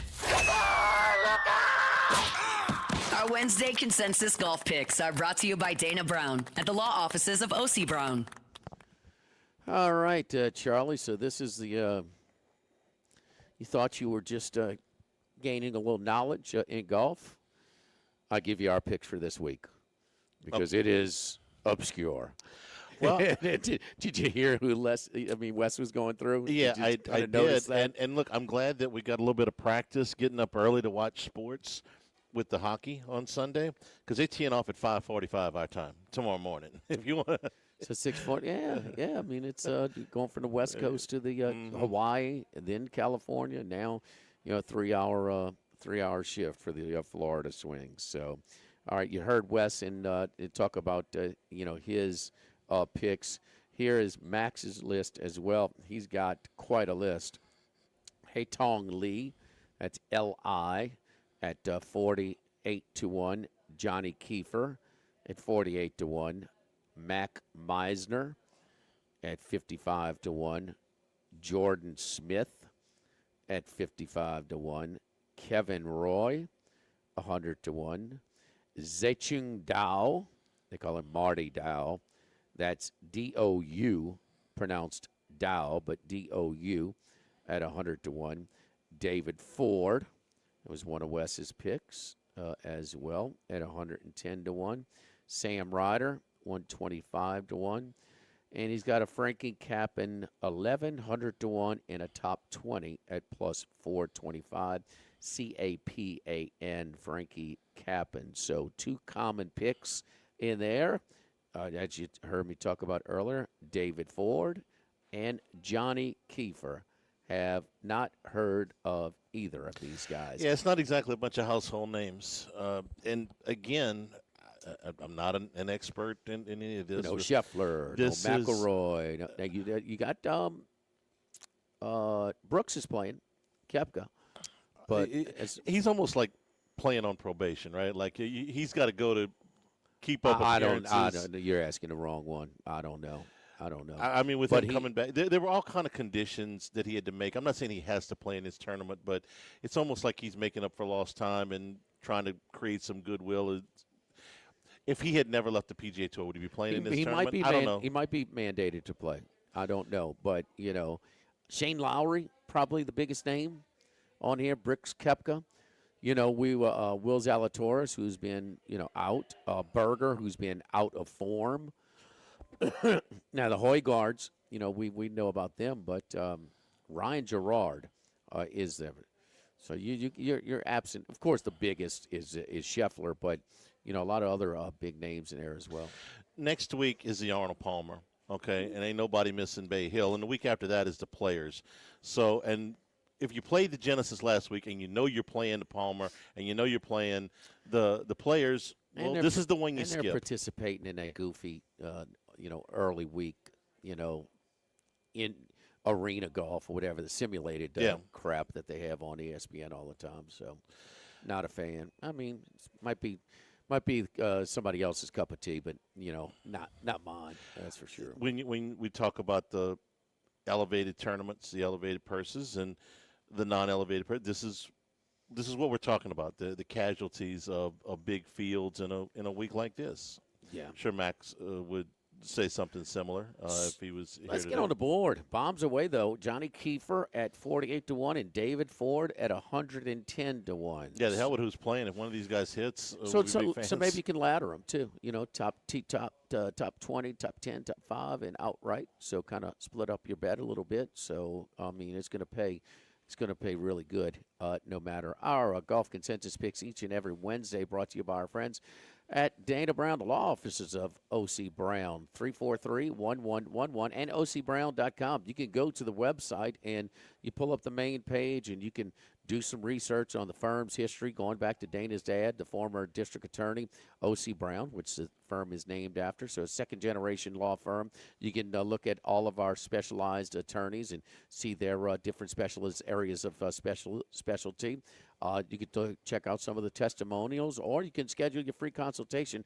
The main page, you got a big yellow box. You just click on it, and there's never a charge for that initial consultation. You got in a wreck, it's going to be a pain in the rear end. You contact Dana, though, and he's going to relieve as much stress, aggravation, and inconvenience as much as possible to help you out along the way, and also steer you in the right direction and maximize your settlement on all of this. So give them a call or go to their website at ocbrown.com. Downtown, Dana Brown, my law firm for a lifetime, 343-1111 and ocbrown.com. You talked about the good card in college basketball tonight. The most intriguing game to me is A&M and Arkansas, because we've talked about where A&M is in the net, and it's 42, right there, right there on the bubble. Now they have righted the ship a little bit after the 4-game losing streak, but it was against Ole Miss and Oklahoma, so it's against teams that are near the bottom of the league. Arkansas, on the other hand, the only thing between them and a 5-game win streak is that heartbreaker in double overtime in Tuscaloosa. So they're a healthy favorite tonight. About 8. 8.5. Very good. So, look, I'm with you. I think Arkansas is a dangerous team when we get to the NCAA tournament. I don't know about A&M. Where's A&M? I mean, where are they? You know? I mean, a 3-point win at home in a spot where you need it against Ole Miss. That's what I'm saying. They won the last 2 games, but not against great. That's a negative mark. That's a negative grade on that game for me. I mean, Ole Miss is terrible. So, I mean, Ole Miss is only favored by 1.5 or 2.5 at home against LSU tonight. Well, they've lost 9 straight, so yeah. So they lose 9 straight. Wow. It's that might be the team I was the most wrong on this year. They returned. Now, Padula, they lost him, and he got hot in the tournament. But Dio's back, and you add A.J. Storr, and maybe A.J. Storr is a coach killer, huh? Himself kind of not crushed him on the way out, but just said that he missed on him. He thought he was better than he was at Wisconsin when he brought him in for Kansas for a year. They sure didn't renew him. They just haven't been what you would expect from a Chris Beard team on defense. You know, his teams were usually really, really good. And they're giving up in conference games, the last 6 conference games, give Hunt credit for this stat, 87 points a game. Oof. They've yielded 90-plus 4 times in 14 league games, and that's in regulation. And they rank 295. This was Hunt's piece at LouisianaSports.net, so I'm using the stats. Right. He did a good job with this. 295 in free throw makes per game, opponent free throw makes per game. So their opponents are living at the line. 311 in opponent free throws per game. So their opponents live at the line, and that's one thing that this LSU team actually can do. They're not a bad free throw shooting team as a group. So if they get to the line, you know, if I had to pick one thing that this LSU team is decent at, it's free throw shooting. You know, they're a 76.5% free throw shooting team for the season. As a team, I can live with that, but that's about it. That's about all I got. And the crowds are dead at the Pavilion. I mean, it's a team coming off a Sweet 16 appearance, a team that had Michigan State beat in that one. So you're telling me those are some staggering numbers defensively, and I tell you that's not good because they really struggle to score the basketball sometimes. And if you look into their numbers, it'll indicate that points scored. 276th. 276 out of 365. Field goal percentage, 271. Three-point percentage, 244. Oof. Rough sledding. Oof. Bad on defense, bad on offense. That's a And tough combination. Projected to be a tournament team this year, too. Well, what did you think? They came out of the gate 3-2. I saw them play, Charlie, and I saw the French point guard who had some length. And I said, man, this guy can take it in half-court, late-game situations. I said, man, because I think they're going to be locked down on defense. Beard, I know they added A.J. Storr. They got Malik Dia back, who was probably their best player last year. No, man, I was wrong on them. While watching him early. You had a lot of company with that. We're brought to you by Coastal Capital Advisors. When it comes to retirement, you know what? you need to have some answers. You don't need to be surprised as you're getting close to retirement. So ask those questions of Phil Fontenot and his staff. They'll be able to tell you what your goals are. When would you like to retire? How much do you need to retire? What's a realistic forecast? They get you to feeling a lot better about it to where you can have those plans in place. You can trust them. They've certainly done a wonderful job for our family. Feel very good about the direction that we are headed as you start to look towards retirement. But no two situations are alike. So no matter what your age, your income level, where you are in life, you can start making those plans for retirement. Of course, it's always the earlier the better. But they'll be able to answer those questions specifically for you. Make an appointment. CoastalCapitalADV.com. Get to know them a little bit. Get with you on that lifetime journey. CoastalCapitalADV.com. Coastal Capital Advisors, member FINRA SIPC. I can pinpoint whose fault it is for Ole Miss this year. Lane Kiffin. Yeah, absolutely. Yeah, Kiffin. All the air went out of the campus when he left. Good one. See, we're thinking like again. Live at Finbomb, live at lunch, 104.5 ESPN Baton Rouge. Live at lunch. When it comes to celebrating life, there's no better place than Rufino's. With locations in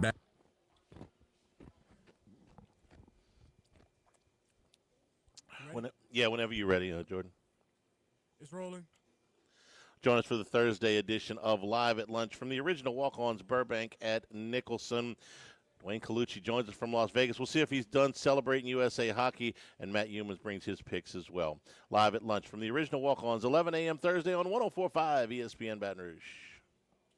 Full-service financial planners. When it comes to retirement, there are no two situations alike. So Coastal Capital Advisors will work with you, your business partners, your legal team, and tax professionals to make sure those goals are achieved. Coastal Capital Advisors will work for you. I know, because they work for me. For more information, contact Philip Fontenot and his great staff at 337-981-1376 or online at coastalcapitaladv.com. Advisory services provided by New Age Advisors, LLC, doing business as Coastal Capital Advisors as a registered investment advisor. Securities offered through New Edge Securities, Inc., member FINRA, SIPC. Sammy's Grill on Highland Road since 1988. A hometown favorite for tailgating and watching LSU games in a casual atmosphere with the friendliest service. Right now, we're boiling crawfish 7 days a week. Monday through Friday, first batch comes out at 5 p.m. Weekends at noon. Sammy serves a wide mix of authentic Louisiana food prepared to order with the best ingredients available. Fresh Louisiana seafood, Cajun favorites, burgers, and po' boys, all built from scratch. Our kids' menu and popular appetizers are sure to please the pickiest of eaters. Sammy's Grill on Highland Road near Starring since 1988. We're here to examine things that get better with age, like this bottle of Chateau Lafite Rothschild, vintage 1877. Age can make things more valuable, like this Picasso from his blue period, 1904. And treasured, like this Roto-Rooter jingle, 1954. Roto-Rooter jingle? Just listen to it. Oh, Roto-Rooter, that's the name. And away go troubles down the drain. Roto-Rooter. The timeless melody. Roto-Rooter? The lithe arrangement. But it's a clog-busting company. Wrong there. Roto-Rooter has grown into more than a clog-busting company. They're North America's largest full-service plumber and drain cleaner. And when you need Roto-Rooter, remembering this jingle can be priceless. Roto-Rooter. For all of your plumbing and drainage solutions, call Roto-Rooter in Baton Rouge at 925-8710. That's 925-8710. This is Charles Hanniger for Total Maintenance. For AC and heating, generators, electricity, plumbing, and more, Total Maintenance is your one-stop sales and service shop for all these needs. One of South Louisiana's oldest and largest AC and heating companies. Since 1980, their slogan has been service today, every day, so no one ever has to go to sleep hot. They're an authorized dealer for Carrier, American Standard, Daikin, and Rheem AC units, for Generac and Cummins generators as well. And now, for all of your electrical and plumbing needs, in Baton Rouge, call 480-1000. In New Orleans, 841-3300. Service today, every day. Total Maintenance. 1950, Phil's Oyster Bar started on Government Street. Then Gus Piazza took over in the 70s, and now his son Anthony has taken it to another level at the current location in South Downs. It's always been a Baton Rouge landmark. Seafood, oysters, po' boys, burgers, and more, all served up in an atmosphere full of sports nostalgia and tons of TVs to catch all the games. Seafood gumbo, crawfish cheesecake, or my favorite, the meatball quesadilla to start. Check out dinner and bar specials at philsoysterbar.com. You know we bleed purple and gold at Phil's Oyster Bar in the South Downs Shopping Center. Click through the static and listen to 104.5 ESPN Baton Rouge in high definition. Simply tune to 98.1 and select to HD2. College football talk all year long on the Chuck Oliver Show, weeknights at 6 on 104.5 ESPN Baton Rouge. 104.5 ESPN Baton Rouge.